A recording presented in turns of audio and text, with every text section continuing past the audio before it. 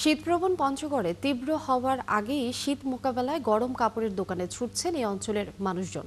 তবে বিপণী বিতান ভিড় কম। ফুটপাতের দোকানগুলোতেই ছুটছেন নিম্ন ও মধ্য আয়ের মানুষেরা।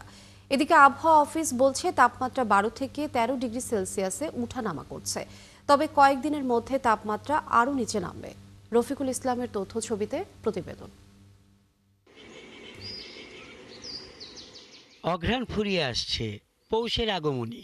গত এক সপ্তাহ ধরে জেলার বিভিন্ন স্থানে কমছে তাপমাত্রা, 12 থেকে 13 ডিগ্রি সেলসিয়াসে ওঠানামা করছে।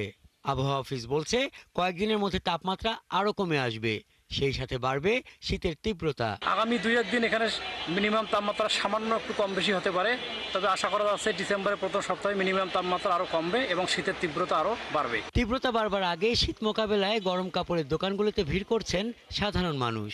শীত নিবারণের জন্য নিম্ন ও মধ্যবিত্ত আয়ের মানুষ ছুটছেন ফুটপাত থেকে শুরু করে বিপণী বিতান সহ ছোট বড় সব দোকানে।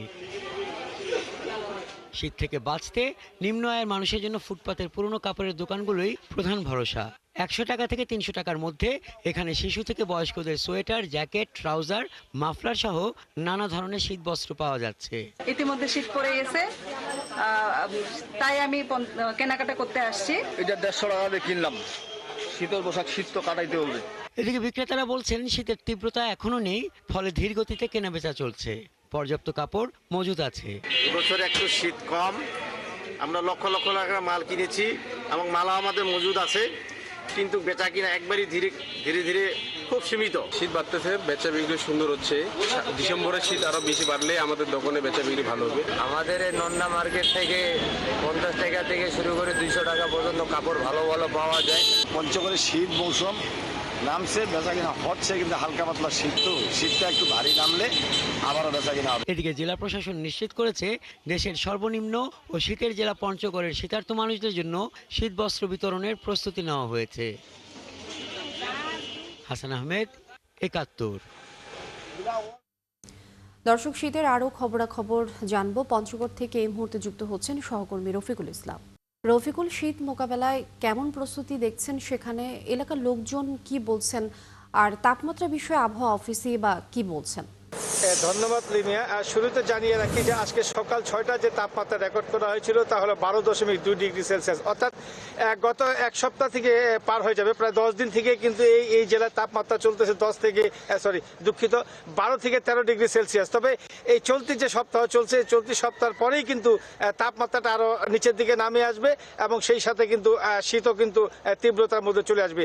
তবে আরেকটি বিষয় আপনাকে জানিয়ে রাখছি যে যেহেতু সকাল গড়িয়ে গেছে, এখনও কিন্তু কুয়াশা লক্ষ্য করা যাচ্ছে, অর্থাৎ সন্ধ্যা থেকে সকাল 9টা-10টা পর্যন্ত কিন্তু কুয়াশা আচ্ছন্ন ঢাকা থাকে এই বিশেষ করে পঞ্চগড় জেলা।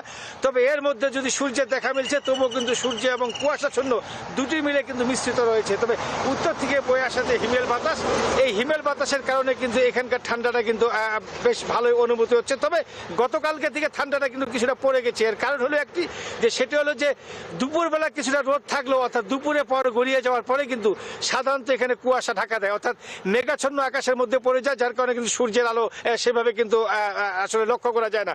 ফলে যে এই জেলার যে আসলে শীতের যে অবস্থা, সেটা কিন্তু ইতিমধ্যে গতকালকে থেকে কিন্তু পুরোদমে শুরু হয়ে গেছে। তবে এদিকে জেলা প্রশাসন যেটা জানিয়েছেন যে তারা অলরেডি প্রস্তুতি নিয়েছে এবং এই পর্যন্ত প্রায় 30 লক্ষ টাকার কম্বল কিনা হয়েছে এবং যা বিতরণ শুরু হয়েছে।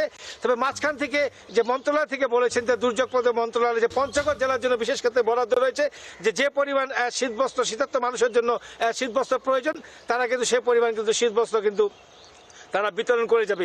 এছাড়াও আবহাওয়া যেটা বলেছেন যে এই সপ্তাহের পর থেকে সাধারণত এই সপ্তাহ অর্থাৎ গত 2-3 দিন পরে কি। রফিকুল ইসলাম, অনেক ধন্যবাদ যুক্ত হবার জন্য। দর্শক, পঞ্চগড়ের শীতের আরও খবরাখবর আমরা জানছিলাম সহকর্মী রফিকুল ইসলামের কাছ থেকে।